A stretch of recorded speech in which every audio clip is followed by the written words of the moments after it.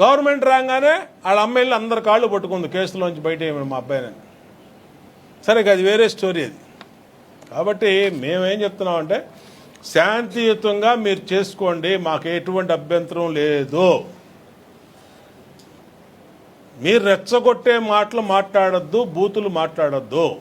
బూతులు మాట్లాడితే దానికి మీకు అర్థమయ్యే భాషలోనే సమాధానం చెప్తాను నేను, మీకు అర్థమయ్యే భాషలోనే. అందుకనే ఇంత గట్టిగా సమాధానం చెప్పింది. పేరు నానిగాడికి చెప్పా, దేవినేని అవినాష్ గాడికి చెప్పా, ఈ పొట్టినాయలు వెల్లంపల్లి గాడికి చెప్పా, మళ్ళా అది విష్ణువుకి చెప్పా. వీళ్ళందరికీ చెప్తాను కారణం అదే. నాకు టిక్కెట్ రాదంట. అరే బాబు అల్లాది విష్ణు, నీకు టిక్కెట్ లేకుండా ఒక సిట్టింగ్ ఎమ్మెల్యే పీకేసాడరు నీకు.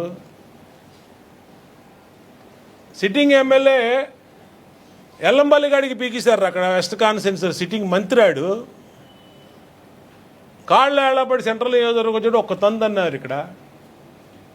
ఆడు జీవితంలో కార్పొరేటర్ కూడా గెలవనోడు. ఆడు 3 సార్లు ఓడిపోయాడు, 4 సార్లు ఓడిపోయాడు ఎల్లంపల్లి వీడు దేవినేని అవినాష్ గారు. వీళ్ళు బోండావు మాకు టికెట్ రాదు, మా పార్టీలు 3 సార్ల నుంచి ఇదే చెప్తున్నారు వీళ్ళు. 2014లో అదే చెప్పారు. చిత్తుగా ఓడిచ్చి ఆ రోజు 27,500 మెజార్టీతో. 2019లో టికెట్ రాదన్నారు. ఆడెవడికి వస్తుంది ఈడెవడికి వస్తుంది అని చెప్పి బయలుదేరారు సంచులు వేసుకొని. ఆడు లేడు ఈడు లేడు. మళ్ళీ బోండామాకు వచ్చింది. ఆ రోజు 97 ఓట్లతో గెలిస్తే మార్చి 25 ఓట్లతో ఓడిపోయామని చూపించారు. అయినా బర్లా ప్రజల్లో ఉన్నాం. మేమే వెళ్ళి ఇళ్లలో పడుకోవాలా ఓడిపోయామని. 2024లో జోకర్ గాడిని పంపించారు నా మీదకి, పశ్చిమ నియోజకవర్గం. ఈ జోకర్ గాడు బుడుగు అంటూ వచ్చాడు. ఎగురుకుంటా వచ్చి పాంచర్ నేను అది ఇది డామ్ డూమ్ డిష్ అన్నాడు. ఏమైపోయాడు? మీరే మీడియానే సాక్షి. ఈ టీవీ 9లో తెగ బ్రేకింగ్లు వేశారు ఆడి మీద. అసలు మామూలు కాదు. చుక్కలు, సూర్యుడు, చంద్రుడు, భూమి బద్దలైపోయింది అన్నారు. ఏం బద్దలైపోయింది? ఎక్కడ బద్దలైంది? ఇవాళ సంవత్సరం బాట తిరిగారు మా వాళ్ళు. అరిగిపోయినాయి కాళ్ళు మా వాళ్ళకి. ఆడెక్కడ దొరుకుతాడా అని. చూపించరా బాబు చుక్కలు, చూపించరా బాబు సూర్యుడిని చంద్రుడిని అని చెప్పి గాడు. అంబటి రాంబాబు కూడా జీన్స్ ప్యాంటు మేఘనా అని ఏంటది, వాటి గురించి కూడా మనం మాట్లాడేది. ఆడి సన్నాసుడు. నేను కూర్చుంటే నా పక్కన కూర్చొని నేను మన ఓపెన్గా ఒక ప్రోగ్రాంకి వెళ్తే ఆడొచ్చి నా పక్కన కూర్చొని నన్ను కావాలించుకొని ఆడ ఎలెక్ట్ అవడం కోసం నన్ను ఏదో చేద్దాం అనుకుంటే నన్ను ఎవరు ఏం చేయలేరు. నేను ఉన్నట్టు సీక్రెట్గా ఇలాగా రూమ్లో మాట్లాడలా, ముసుగేసుకొని మాట్లాడలా, ఓపెన్గా మాట్లాడా. అది ఆడి పొందండి ఎన్ని సొల్లు నా కొడుకాడు. అది ఎందుకు నా పార్టీలో నా నాయకుడు దృష్టిలో నేను పడుతుంటే ఎప్పుడూ ఉంటా. 24 గంటలు 24/7 365 days ఉంటా నేను.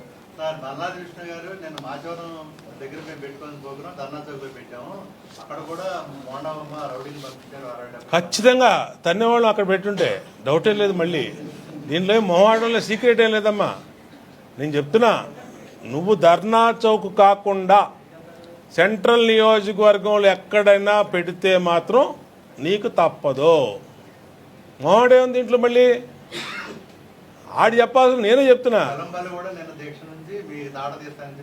మరి రమ్మను, లేదా వెళ్దాం పదా. పోనీ అడుగు, ఫోన్ చేసి కనుక్కో. ఇప్పుడు రెడీగా ఉన్నాడంటే బోండమ్మ గారు వస్తాడంట, రమ్మన్నాడు. అడుగు, నువ్వే అడుగు ఫోన్ చేసి. రమ్మంటే ఇప్పుడు వెళ్దాం, పోనీ తీసేమను. సీఎం చంద్రబాబును కలిసిన తర్వాత మీరు ఒక ఫైర్ మొదలైంది. నేను అవన్నీ కాదమ్మా. నేను 100 మాడతా, 45 నిమిషాలు మాట్లాడా. 100 విషయాలు ఉంటాయి. అవన్నీ ఆఫ్ ది రికార్డు. పార్టీలో ఇంటర్నల్గా మా కుటుంబ పెద్దగా ఆయనతో మాట్లాడనని మీకు చెప్పాల్సిన అవసరం లేదు. నేనేం చెప్తున్నానంటే విజయవాడ ఎలక్షన్ గురించి మాట్లాడా. విజయవాడలో కార్పొరేషన్ ఎలక్షన్ త్వరగా జరపమని చెప్పా. మా ఇంటి పట్టాలు, విజయవాడలో పేదల ఇంటి పట్టాల గురించి మాట్లాడా. నియోజకవర్గ సమస్యల గురించి మాట్లాడా. నియోజకవర్గంలో నిధుల గురించి మాట్లాడా. ఇన్ని కాగితాలు తీసుకెళ్ళా. అన్ని కాగితాలు ఆయనకి ఇచ్చాం. ఇవాళ అది కలెక్టర్ ఆఫీస్కి వచ్చినాయి. వెళ్ళి కలెక్టర్ గారిని అడుగు, నేనేం మాట్లాడానో ఏమి ఇచ్చానో లెటర్లు చెప్తారైనా. కలెక్టర్ గారు చెప్తాడు. నిన్న కమిషనర్ మొత్తం విజయవాడ నా కాన్స్టిట్యున్సీ మొత్తం తిరిగాడు.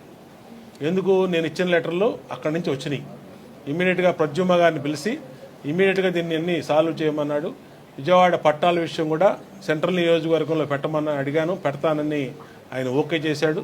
ఆయన ఇక్కడ మాకినేని బసవపున్న స్టేడియంకి వస్తున్నాడు. ఆయన రేపు ఆగస్టు 15 లోకేష్ గారిని కూడా అడిగా.